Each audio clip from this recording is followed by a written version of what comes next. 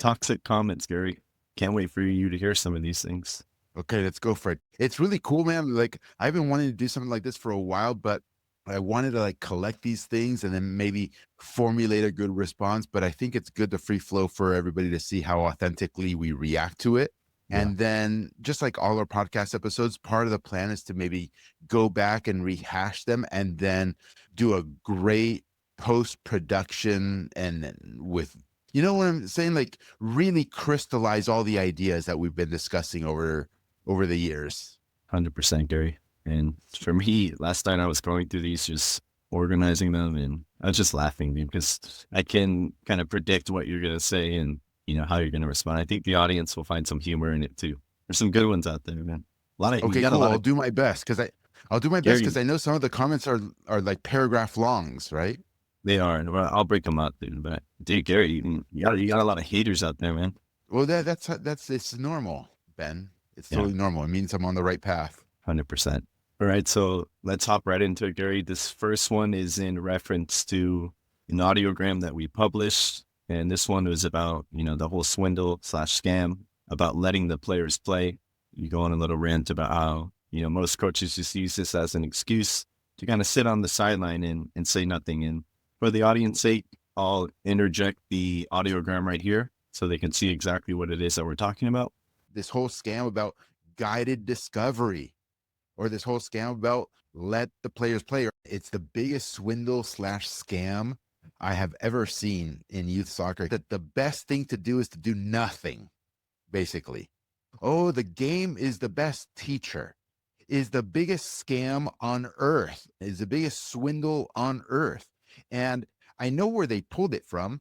And I don't want to say it was necessarily intentional, although a lot of it was intentional, but you go overseas or you hear reports or you hear testimonials of very famous soccer people overseas claiming how they developed, like Zinedine Zidane or you name it. It's like, oh yeah, well, nobody really taught me these sorts of things. And I think the best thing to do is for the kids to just play and play a lot without the supervision of adults or parents or whatever. They're describing pickup mostly. And so folks here in the States grabbed that and ran with it. They just said, oh, well, that's what we should do in our competitive club environments. Don't do a goddamn thing. They'll just develop magically on their own. And they completely conflated what folks overseas were saying and used it and leveraged it so that you here in the States don't have to do shit. And everybody bought it hook, line, and sinker. And the parents bought it hook, line, and sinker as well, because it's hard if you don't have subject matter expertise and you're reading articles coming out of the LA Times or you're reading articles coming out of these soccer publications, the mainstream ones, and you're hearing quotes coming from famous Ronaldo overseas or whatever, taken out of context. You're like, oh, well, I guess that's how it goes. And on top of that, they love the notion of their kid being coddled and not being held responsible or accountable or being quote unquote yelled at. They kind of like it being soft. And what's softer than the coach just sitting on the sidelines and letting everybody do whatever the hell they want to do? It's such a swindle. It has driven me crazy for 15 years. I don't know when it started, but it started a long time ago. Or this whole scam about it's a player's game. You heard that one? Oh, this is a player's game. What are you talking about? What do you mean it's a player's game? What do you mean it's a player's game? I know what they mean, but they took it to the extreme so that nobody has to work. The first comment, okay, Gary, and this is coming from a gentleman by the name of Thiago Bastos. Okay, and don't worry though, Gary, in his Instagram bio, he says he has a MSND degree in high performance football from Spain. So this guy is he's smart for sure. He says the worst part of the internet is to give a voice to people that shouldn't have a voice. Who is this guy to go against indicators of development in all top development clubs? I will go to Brazil and grab a kid from a street soccer game, just a random kid, not even the best at the game, and put against the best player this guy has ever developed and see the outcome. There's a lot of resources that indicate the weight of structured practice comparing to games and ages that show what is more important, and all comes back to early stages, in quotations, pickup games or non-structured games are more important than organized session. And the ratio will be changing to more practice, less games. Okay. Oh, that's it. All right. let me riff on a few things here that directly and indirectly address this situation. Number one, you read his bio. And for me, already, red flags when somebody puts in their bio their quote unquote credentials. Massive red flag. If you have USSFC license or whatever the fuck this guy put on his bio, disaster. It means that you have to lean on those things to have any credibility. That's a problem. Massive red flag. Number two, it sounds like he is advocating for censorship so that he doesn't want anybody to have an opinion on the internet. Only people who are aligned with his view of the world should be able to speak on the internet. So massive red flag number two. Red flag number three, and this is one that more than a 2-minute response here, but I'm going to say it anyway, and people can take it the way they want to take it. When you cite quote unquote research, okay, massive problem, massive red flag, because number one, how do you know, how are you capable of judging whether the research is good or it's bad? Just because it's on a piece of paper and has been published in some sort of maybe journal, some sports journal, I don't know where the fuck this guy is citing his research. What makes you think that's any good? Are you scientifically trained? Number one. Number two, even if you are scientifically or mathematically trained, how do you assess whether this is good or bad research? How do you validate it? How do you reproduce it? Number three, not everything. When it comes to physics, mathematics, engineering, the hard sciences, these are reproducible, real sciences. When it comes to things outside of that scope, research is very fluffy, very gray, very data cherry picking angles are taken, and you can get the same data and craft completely different narratives surrounding it. So there's a big problem with research in and of itself. Number four, since he goes ad hominem, I'll go ad hominem as well. But there is something that I've been saying for a very, very long time, which is the folks that I think you should predominantly be listening to are folks who have extensive video evidence of their actual teams playing football, and that their actual teams are exhibiting the things that they've been advocating for years. So for example, if somebody says, oh, we play possession football, we build out of the back, we develop these sorts of players. Okay, buddy, show me your 15,000 hours of team footage that you have, and don't cherry pick the footage. Show me full on games of your teams actually playing. So unless you have that, just massive red flags everywhere, Benny. And of course, this audiogram that you published on me talking about the swindle that is youth American soccer development, where coaches should shut up on the sideline, not say anything, let the kids play, the game is the best teacher. This swindle depends on the arguments that this guy is making. So usually these arguments come from the swindlers themselves. They don't want to be exposed, Ben. So that's all I really have to say about it. I think experience matters. Experience being a coach matters. I think length of time coaching matters. I think the proof of your work matters. And I think all of that matters, right? So some research should be gathering a whole bunch of coaches who have actually developed players from across the world, interviewing them, and then analyzing that data. That's still not going to tell you the truth, but at least there's an angle there. And I bet you that whatever this guy is talking about is not going to pop out of that research necessarily. Yeah.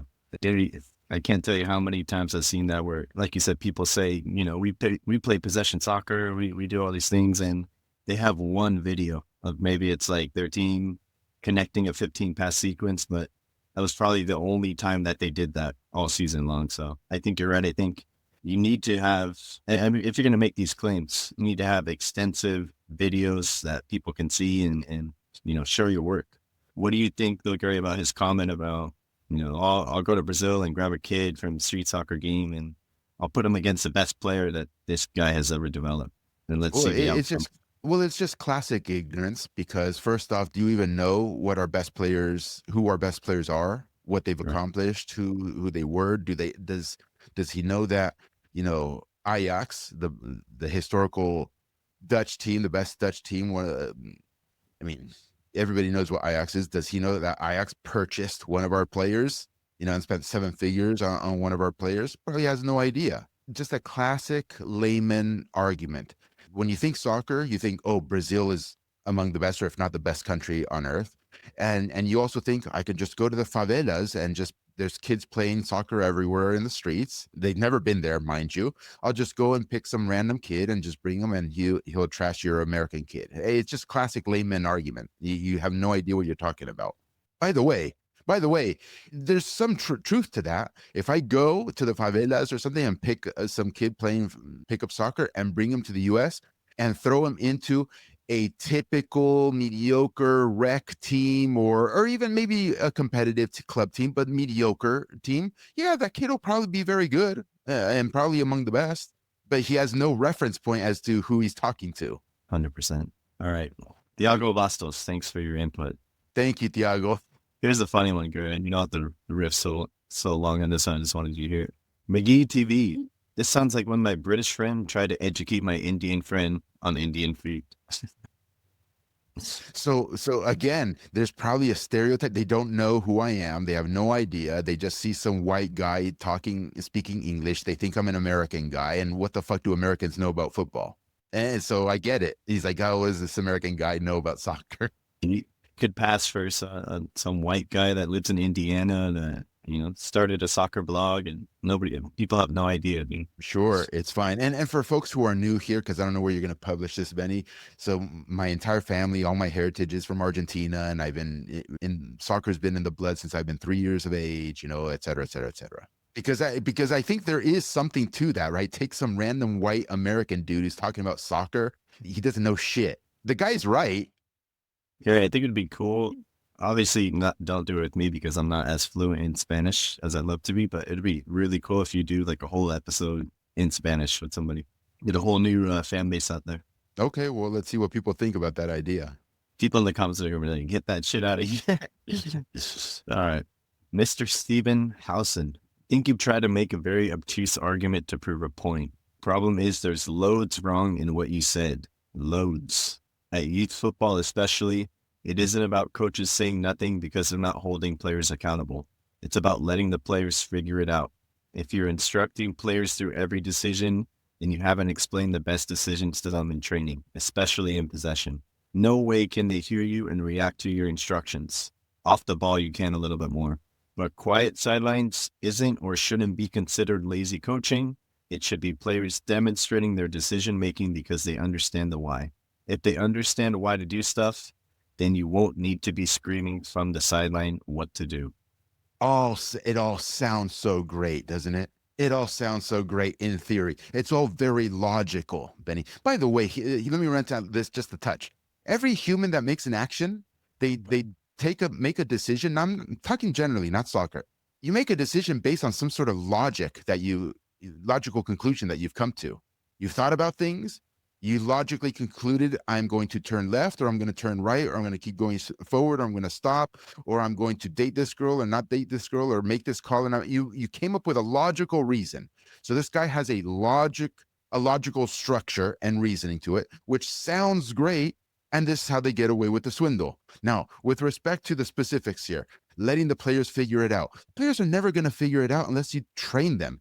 And this is the biggest mistake that people make. They view the game as some sort of end all or examination moment from what should have learned in training the week prior, the month prior, or something. That's not necessarily true, especially when they're of the youngest of ages. The game should be viewed, in my opinion, or can be viewed as a training day. You are there to train. You are not there to be left alone. You are there to actually have your third training day of the week. It's just against an opponent. So the coach is there to speak and to train them. And that helps them develop. Now, as they get better and better and better, maybe 3 years into it, 4 years into it, 5 years into it, maybe another 13 or 15, whatever the heck it is. Okay, the injection of the coach's voice can be diminished if they're getting it. Now, the other thing, yeah, they absolutely can't hear me. Of course they can hear me. He's saying nobody can hear you, or maybe unless if they're off the ball. No, they hear me loud and clear. I guarantee you. Yeah. And lastly, and this is going to be, I feel like this is going to be a recurring theme with these toxic comments. What the fuck have you done? Is it just a theory that you've got? Because I didn't hear in your comment anywhere, hey, I've been coaching the way that I'm advocating for, and I've developed these players, and these are the results from my teams, and this is how good everything has been because I'm letting the kids figure it out and letting the game be the best teacher. And here's my YouTube channel with all my footage of all my players, and here are the testimonials of my players, and this is where they ended up. Why doesn't the guy offer that? Because he doesn't have it, Benny. Yeah. Don't worry though, Gary. This guy has a blue check mark next to his name, so anything he says is 100% correct. Blue check. Does he also have like credentials in his bio? Man, I didn't check. All right. I will. Should we tag all these people in our video? Do whatever you want. It's your show, Ben. All right. Yeah, like you said, dude, a lot of common themes within all these comments. M. Palma, action shots. Oh, this is coming from a photographer who knows the game theory.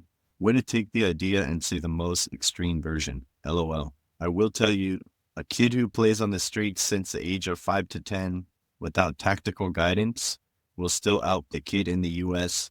playing in the highest level club team, learning quick feet drills from a coach who think they are Pep Guardiola and discourage dribbling. Yeah, just hyperbolic comments, Ben. You can just say whatever the hell you want. I mean, you can take a kid off the streets here and throw him over here, and he's going to be your best player because he had no coaching. It's just fucking retarded, Benny. Just retarded comments.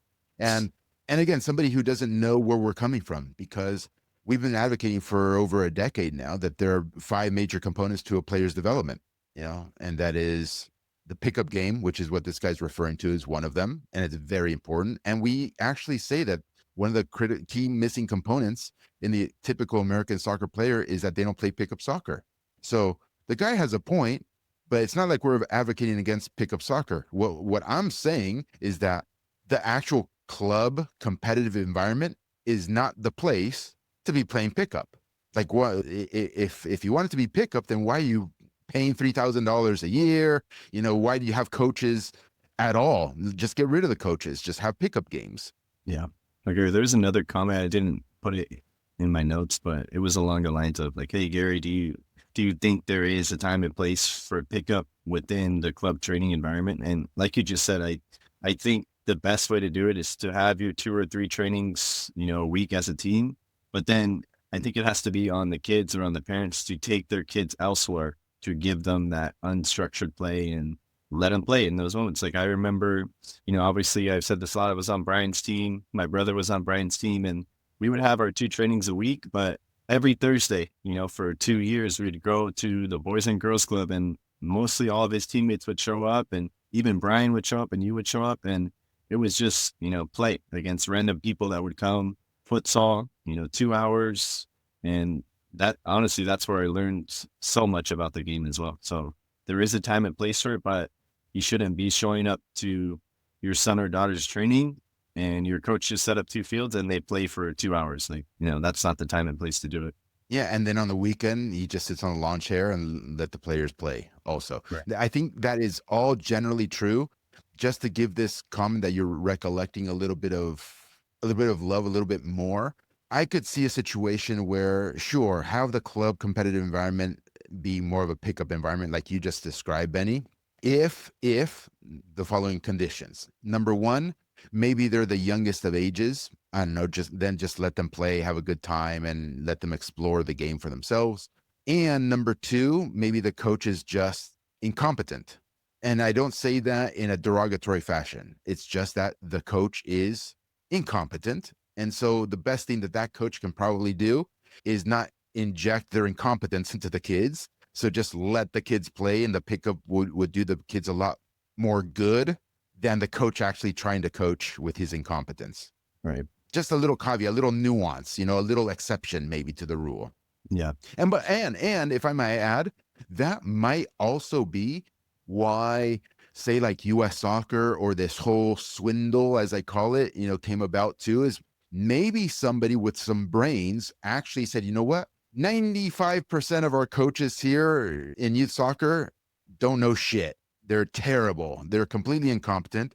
So maybe the best thing to do is tell all the coaches out there, don't coach, just let the kids play. Yeah, they'll figure it out.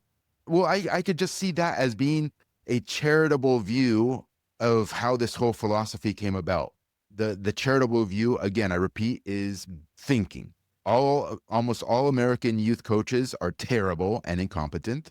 So instead of having them damage the players by trying to coach, just let the players play. So at least we'll have a whole bunch of pickup games all across the country. Yeah. And then we'll be like the kids from the Brazilian favelas, dude. Oh, can I say even more on this topic? Yeah. It's kind of interesting because maybe these folks who are making these comments haven't really been around or really students of the game for very long. They've just been introduced. From the moment I was a kid playing soccer in this country up until maybe 10 to 15 years ago, that whole span of 25 years, let's say, Benny, soccer in America was exactly that. There really wasn't any coaching. Nobody was really training, building out of the back, or actually building teams. Nobody's really doing that. It was, for the most part, a bunch of scrimmages during practices, maybe some physical things going on.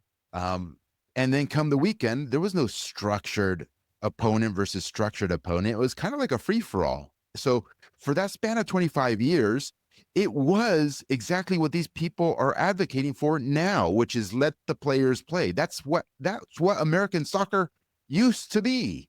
And now the past 10 years, it's gotten more structured. The coaches are better. The coaches understand, tactics. The coaches are starting to train the formalism of building out of the back, et cetera, et cetera, et cetera. It's just these past 10 years where we started actually coaching and teaching people. And so maybe that's why also there's this little revolt happening, is because, whoa, what is going on? And what's had better results, Ben? The most recent things have had better results, not way back in the past when everybody did whatever the hell they wanted. Yeah. I was going to say, was that your experience as a kid? Like you'd show up to training and just scrimmage for 2 hours every single week? Yeah, I mean, that's a bit of an exaggeration, but there was scrimmage every training session for sure, whether it was in high school, whether it was in the club environment, wherever it is I was playing. And when it wasn't scrimmage, it would be the typical little drills, right? Players in lines, and, or weaving between cones and things of that nature. But there was never, not once, was there tactical instruction or building up of a framework or a team identity. None of that existed, Ben. Pure pickup.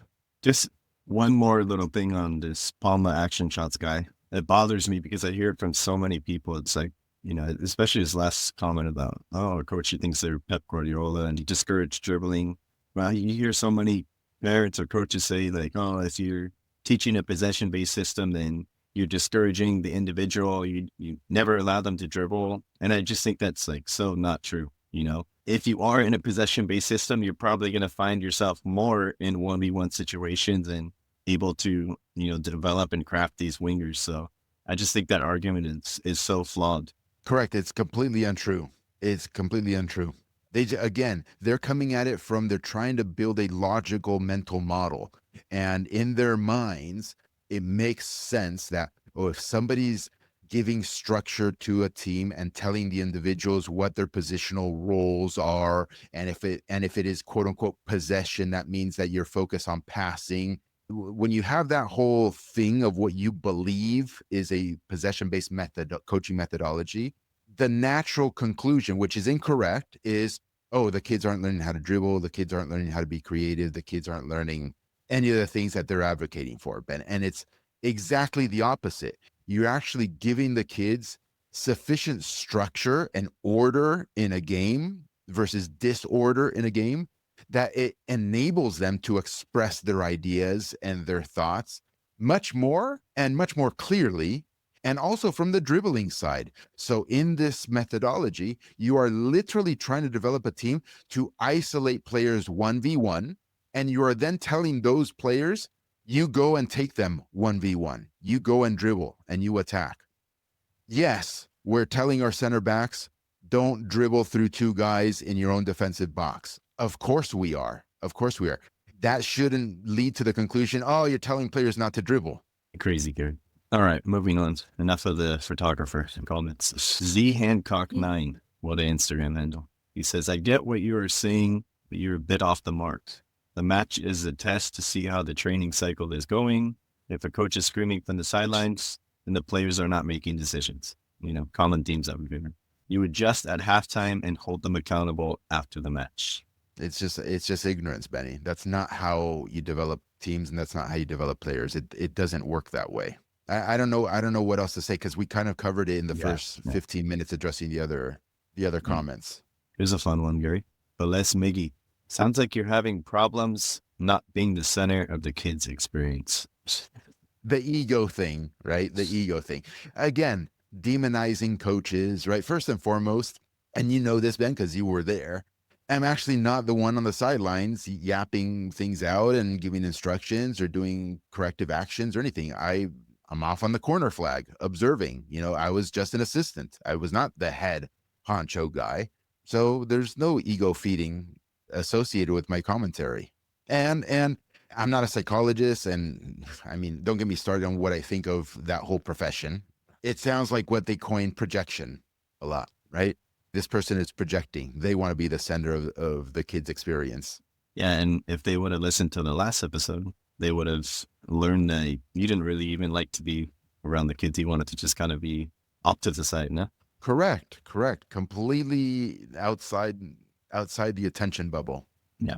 Okay. We'll do one more comment on this one, and then we'll move on. One more thing. And this is something that's very common. Everybody knows it, but I'll inject it because it's pertinent. This comment didn't even attack the idea, right? They attacked the person. They attacked me. So that's already a dead giveaway. You have no ideas of your own, or your ideas aren't very strong. So when your ideas aren't very strong, you have to attack the person instead of the idea that the person is expressing. Right. Lil Walker 3. I'm sorry, but so many things wrong with this, and not the reason coaches say nothing. So many factors to consider given the complexity of a fluid sport versus a play-by-play sport, which is inherent in USA in comparison to Europe, where football is by far the biggest and everyone plays it before school, during school, and after school. Coaches for the most part are trying to do the right thing by allowing them to become problem solvers and not robots waiting to be told what to do. They try to design a session where the players are forced to make decisions. Where do I begin? Number one red flag, when they start comparing it to the other U.S. sports, it's an issue here because, again, it's another stereotype that's just being repeated over and over and over again. It sounds like the assumption is this person thinks I'm just an American guy that knows gridiron football or baseball or basketball and is trying to inject those ideas into soccer. That's what it sounds like.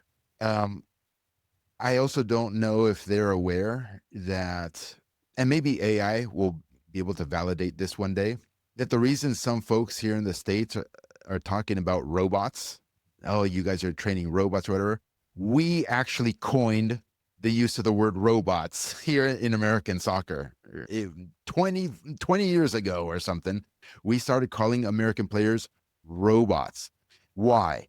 Because they had no creativity, they had no flair. The way they received the ball and released the ball was not fluid or smooth at all. It looked like a robot. When American players are juggling the ball, again, they don't look relaxed like Ronaldinho looks relaxed. They look like they're totally have to concentrate and like, oh, left foot, right foot, left foot, right foot, left foot, right foot, like a freaking, literally like a robot. And so Brian and I just started saying, you know what? These people are like robots.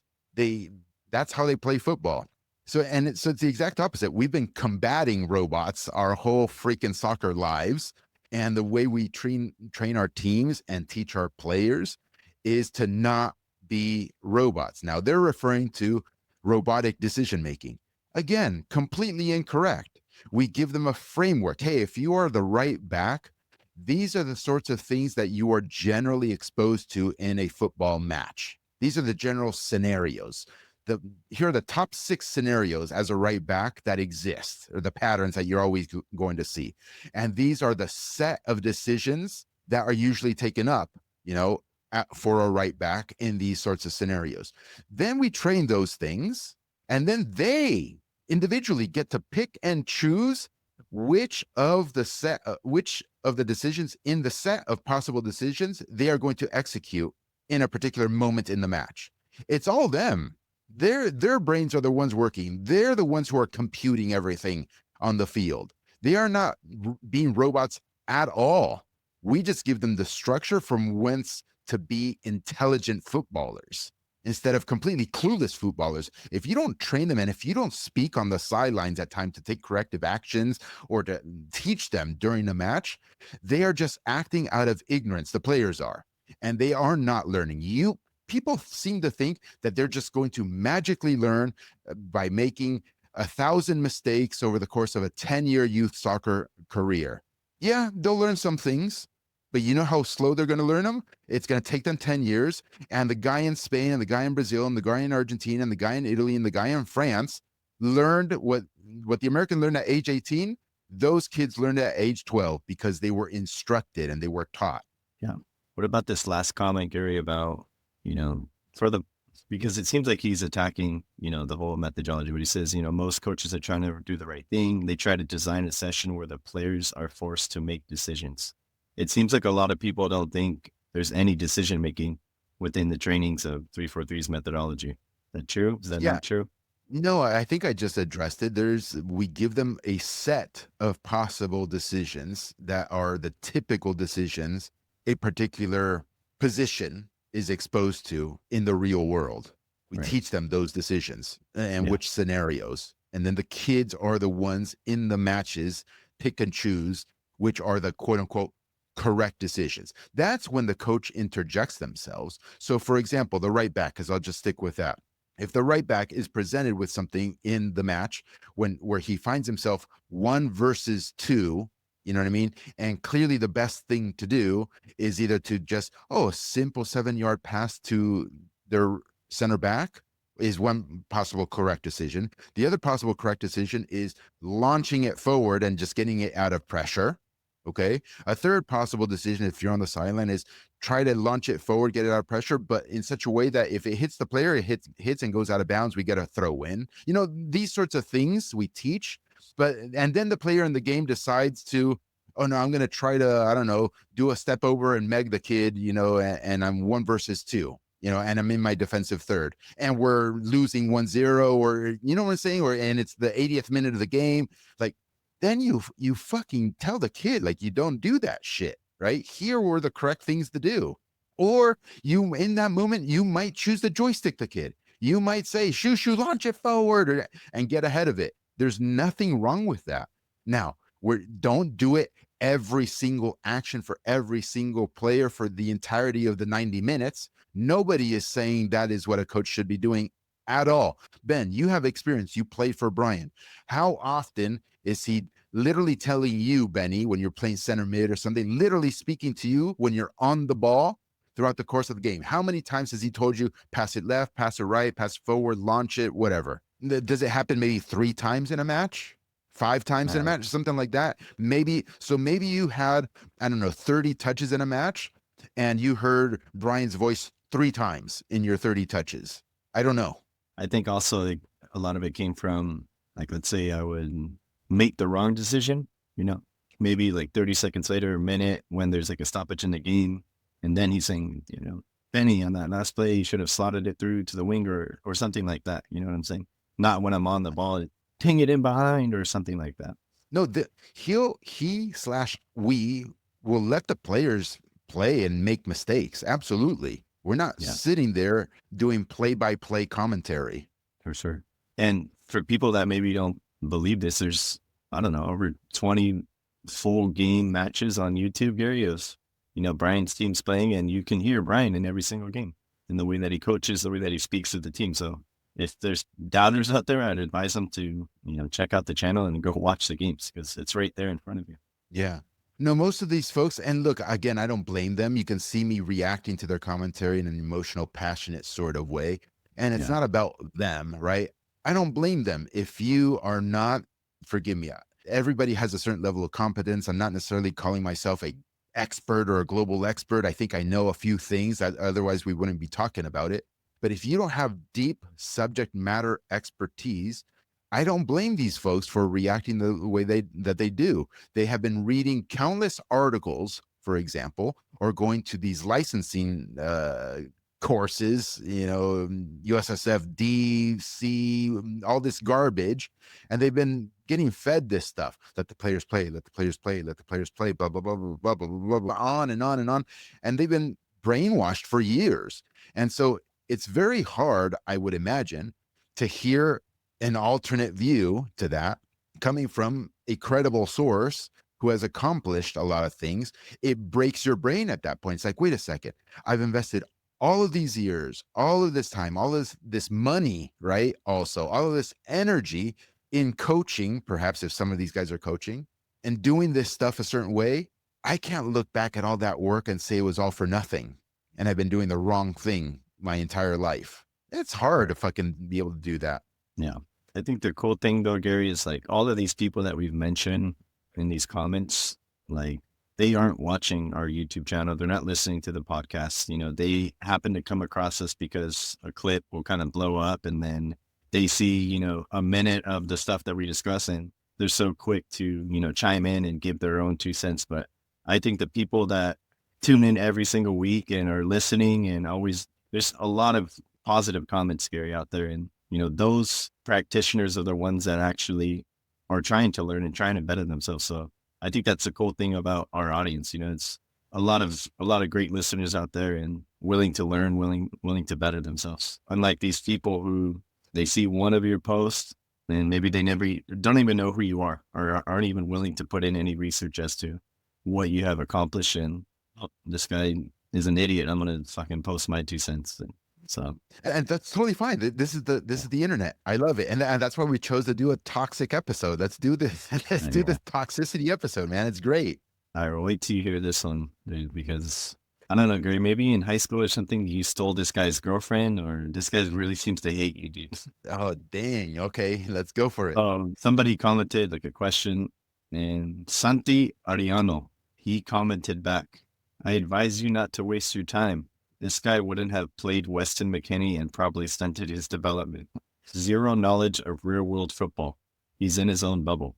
And he also, decided to go and direct message us. He sent a screenshot of your tweet that says Weston McKinney is terrible. If you truly want to build an identity as was advertised, and you're referencing the USMNT, you cannot have this player on the team. He says, repost this. And then a week later, he's went back and said, you should never be near a soccer pitch again. Get lost. It's What'd so you do to funny, this guy, man? I don't know. I don't know what I did to him, dude. He's very unhappy with his life. I can tell you that much, man. Living in his head rent free, Benny. It's funny, man. So many thoughts come to mind. First and foremost, you know how many haters Pep Guardiola has? It just millions of haters. From the English themselves. The moment he went over to England, to Man City, the newspapers destroyed him before he even played a match with Man City, saying if he thinks he's going to come over here and implement his stupid Spanish possession-based stuff, he's got another thing coming. He's going to ruin the club. It's a disaster, all that stuff. Well, but put it aside so that the audience knows. I think that tweet that the guy's referencing with respect to Weston McKinney was from 2019. Yep. Okay. Yep. So I posted in 2019, like I could post many times of my opinions of certain players on the men's national team. And that one was for Weston McKinney. First off, the context really matters. Okay. In the tweet, it says, if you want to play, right, the with a possession-based style with the team identity that was being advertised, say by Greg Berhalter, as Greg Berhalter presented it or laid it out, you can't have this guy playing on the team. And it was true. And to a certain extent, it still is true, Ben. First off, people think that because I said that and the kid, Weston then went on to play at Juventus and is doing good at Juventus. And never mind that the Juventus fans and supporters want him out, and they still want him out. They still want him out, Benny, okay? Weston McKinney's player profile, particularly also in 2019, was that of a destroyer in central midfielder. You were a tackler, you were a bone crunching guy, win balls, and just maybe a simple sort of distribution would be great, but he was not a Sergio Busquets, if we're talking about this, the sixth position.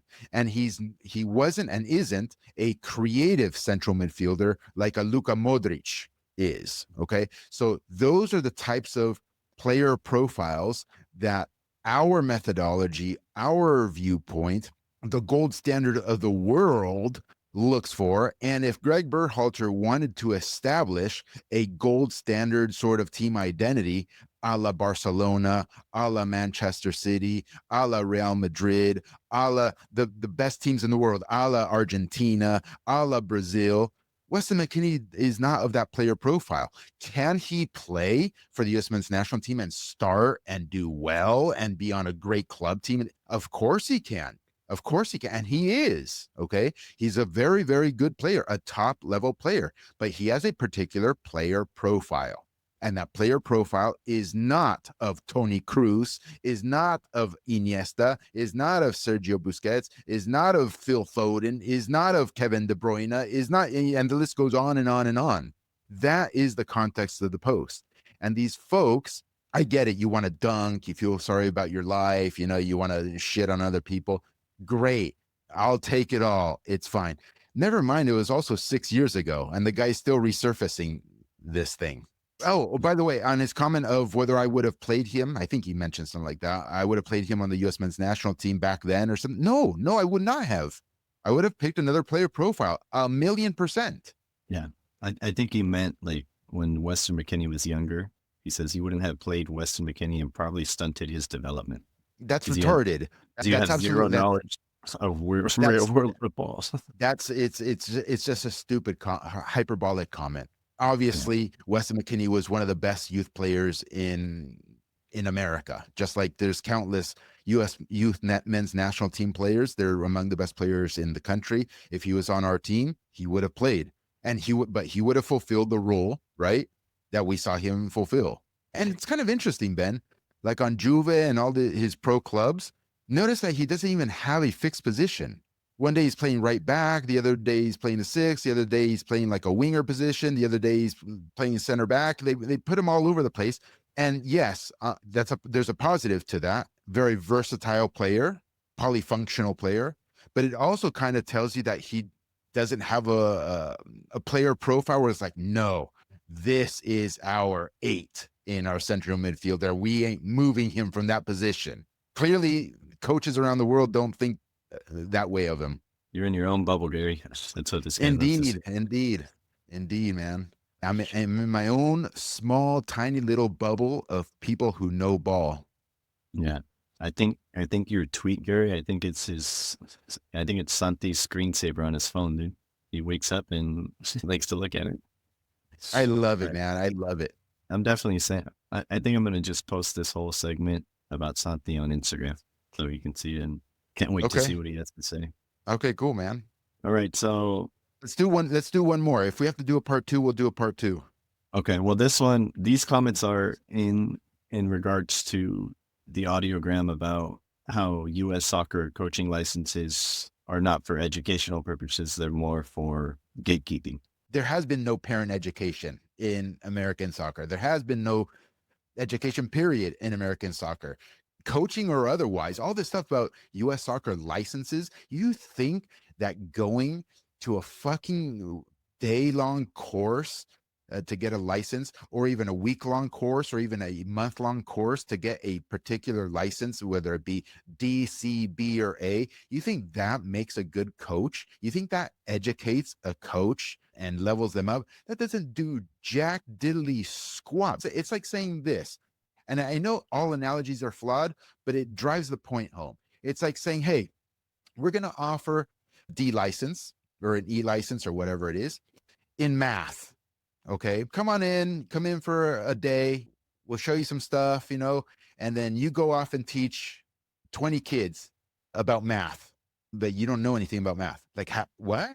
How is that going to work? I'll end with this because the license thing really gets me worked up. It is 100% not about education. It is about gatekeeping. It is about the federation, some organization, the monopoly, being able to gatekeep who gets to coach where and how much and That's what it is. That's exactly what it is. And nothing more than that. And it's unfortunate that coaches buy this hook, line, and sinker. And then on their social media profiles, they put, oh, USSF B license, UEFA Pro course here, or that course over there, or I went to the French course and now look at me. I know we're talking about parents and team culture and stuff, but that's part of the culture because parents here in the States all of a sudden look at that like, oh, hey, he got his US Soccer A license. He must like, ooh, that's a good one right there. What's crazy, man? So there's 3 quick comments. You can go through them really quick. Dude Man 2123. He says, wondering if you know anyone who has a vested interest in denigrating U.S. soccer education because they sell an alternative course. Yeah, I mean, no, it's fine. It's totally fine.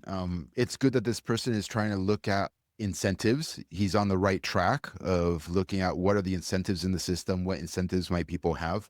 This person clearly doesn't listen to our episodes at all or very much and doesn't know our history very much at all because I've always gone against my own business interests when it comes to 343. What do I mean by that? And it's on record, and I've been on record forever. If I cared about expanding our audience 10 times or 100 times and making 10 times the money that we currently make in our courses and our programs and our memberships, I would have cozied up so hard to MLS. I would have cozied up so hard to US Soccer because in the very beginning, when those 2 corporations first discovered us, they were on our jock. They're like, oh my God, this is amazing. This is how it should be done, etc. And they would have blown us up if we just licked their boots. And I have too much integrity for that. And I'm like, I'm not going to do that because I don't believe in what you guys talk about. I don't believe in what you guys put out into the world. So I am going to oppose you. Literally, what we create is something in opposition to what it is that you guys have been doing. And I knew that that would create an enemy out of this multi-billion-dollar monopoly. And I knew that then we would not get distribution through the media. I knew we wouldn't have 10 times the business that we currently have.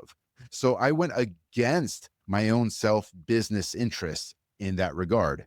It's not like this guy might be thinking the exact opposite. He might be thinking, oh, I'm trying to build as big a business as I possibly can. And the only way I can do that is by talking shit on the US soccer alternative. It's exactly the opposite of his claim. When I say this, people don't believe me. I actually don't care. I actually don't care. Like if the whole fucking thing implodes, you know what I'm saying? Oh, no more 343 fucking membership program, whatever. So be it. I mean, I'll feel bad, you know, because I think we do a lot of good in the world. A lot of coaches benefit massively from what it is that we've been putting out there. But my ego is not attached to it. My financial well-being is not attached to it. I'm just not attached. You know what I'm saying? Like they think I care so fucking much about this. Clearly, and that clearly is evidentiary by me sabotaging 343 constantly by talking shit on the establishment. For sure. If I didn't want 343 to die and I wanted it to flourish like crazy, I would stop talking shit on the fucking monopoly and the establishment. Yeah. Sales would go through the roof, huh? Life would be a lot easier. I'll tell you that much. Yeah. Gary, why on earth would you badmouth coaching licenses? It's formal education. Flawed, yes, but better than nothing. Is it better than nothing? I think that's probably true. I think it is better than nothing. I'm not telling people not to do it. Quite the contrary. I'm telling people to do it because it's a hoop that you have to jump through in order for you to advance your coaching career. I'm simply saying that what is being either advertised or what it's being viewed as is not correct. It is not education in the sense of these things will develop coaches and make them much, much better. It is also not correlated with coaching quality, meaning if the coach who has an A is better than the coach who has a B, the coach who has a B license is better than the coach who has a C license, the coach who has a C license is better than the coach who has a B license. That is completely untrue, okay? And what it is that they're teaching in there, and I get people telling me this stuff all the time over years and years and years, the things that they're teaching in there actually isn't that great, and it isn't great at all. they kind of oppose the gold standard of coaching from around the world. They are advocates of this let the game be the best teacher sort of thing, which Yeah. is exactly opposite of what the gold standard across the world is. So, and lastly, by the way, for all this, you have to pay them $2,000, $3,000, $1,000. Take time off of maybe your day job to do a week-long thing, in some other state or some other city because it's not being offered in your city for trash, for garbage, just so that you can put it in your fucking bio. USSFC, hire me. I know what I'm talking about. Okay, the same way that the U.S. is missing out on players because they can't afford to pay their club fees. Think about how many fucking awesome coaches there are that just can't afford to take, a week off of work, or they can't afford $5,000 to continue their education. And guess what? They don't have a C license or B license.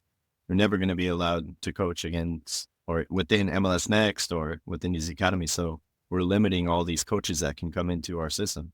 Yeah, what this commenter may not be aware of, and I don't know, is the other side of the story. Yeah. And they're only looking at the quote unquote education side. They're not looking at the other side, which is the gatekeeping side. That this is really primarily used as an instrument to gatekeep who gets to coach at certain levels, who doesn't get to coach at certain levels. They pick and choose because they say spaces are limited, especially for the higher licenses. Spaces are limited. We only have 20 slots for this course and of the C course. And then they get a whole bunch of applicants that want to take the course and get their license.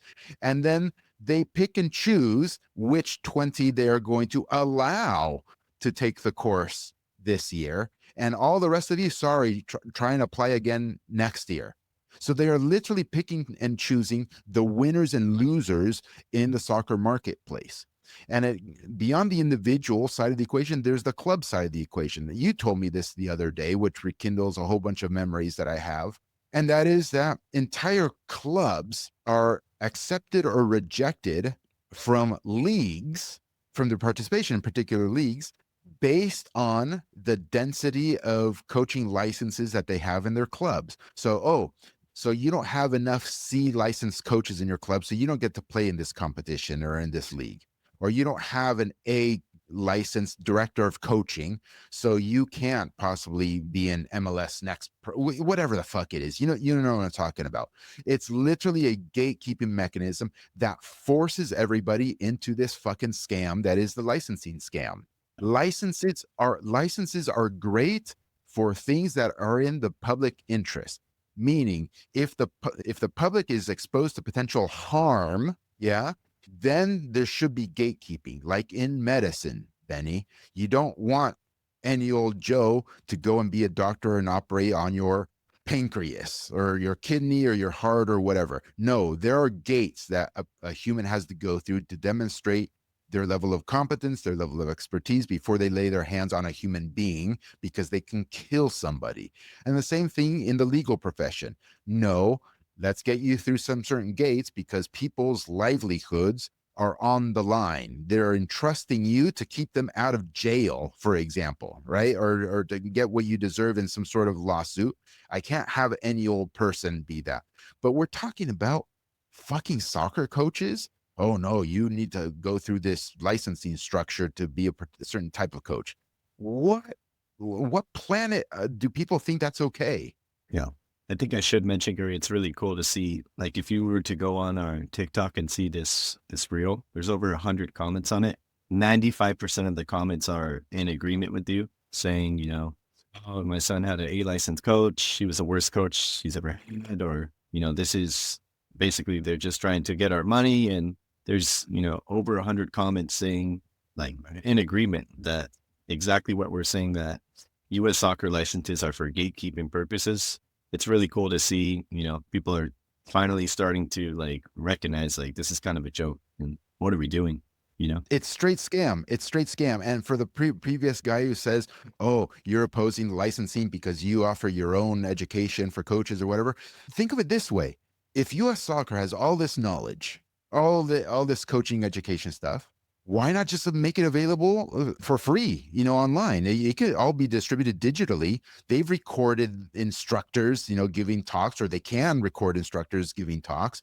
They could have PowerPoint presentations available. They could show videos of games, match footage of games being played, and they could freeze frame it and show you match moments. They could have, or they do have, video footage of training exercises and activities. Why don't they just put it on a US Soccer portal, open it up to every coach that wants access to it, and there's your coaching education?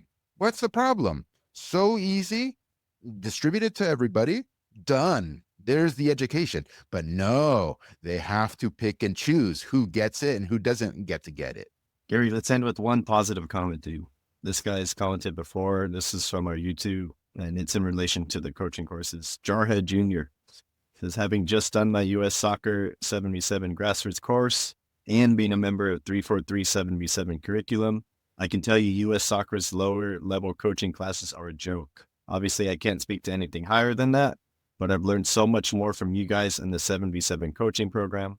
The fact that you will never see rondos brought up in any US soccer coaching documentation is a joke, as if Pochettino isn't doing rondos with the USMNT. Now that's a good comment, Benny. Legendary. Yeah, That's man. awesome. No, I don't also, I know it's a toxic episode. But the licensing thing always gets me worked up. The instructors of the licensing, for instance, okay? I'm curious. You should be curious. Whoever's paying thousands of dollars to go into these things should be curious. What have these instructors actually accomplished? What have they actually done? Where is their huge library of video footage of their actual teams playing 90 minutes and demonstrating all the things that they are, quote unquote, teaching you in these licensing courses? They should lay it all out there on the line. Show me how much you know. Show me that you do, you practice what you're preaching in these courses. Show me your actual training activities and you running the activities. It doesn't really happen. And the one caveat to that is they might have a good resume or pedigree on paper, but that's because also the system elevated them. They were selected by the gatekeepers for reasons that may not be soccer related, and most times I'll say are not soccer related. They're just yes men, and they're like, ooh, you're a yes man. You're culturally aligned with us. So you know what? We're just gonna make you an MLS Youth Academy coach. Boom, done. You don't have to go through the whole process of 10 years of cutting your teeth in the trenches. Or poof, we'll make you an MLS first team coach. Done. Or poof, we'll make you a US Youth Men's National Team coach. Done. Then they can show you, here's my U15 Youth National Team playing. Or here's my, LA Galaxy U17 team playing. So you've got the badge, right? You've got a good team, but you didn't build a good team. You didn't develop these players. You just were parachuted into one of the best situations you could possibly be parachuted into. Yeah. It's kind of like a little cult. It is a cult, man.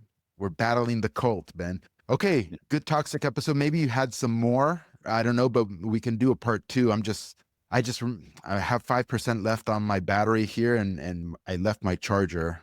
It's a disaster, Ben. It was perfect. Perfect. I like it. I think the fans will love this episode.